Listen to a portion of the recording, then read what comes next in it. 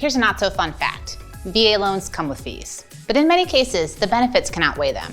There are two main fees to expect with a VA loan: funding fees and closing costs. Funding fees are required by federal law. We can't change that.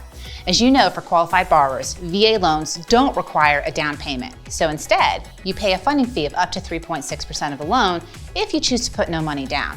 The good news, you can roll that into the loan. Now let's talk about closing costs. Closing costs are the fees you pay for things like property title searches, credit reports, or other federal and local fees. Here's some more good news. There are some fees that the VA does not allow VA borrowers to pay, even though they're common with other types of mortgages. And you can even ask the seller to cover some of them.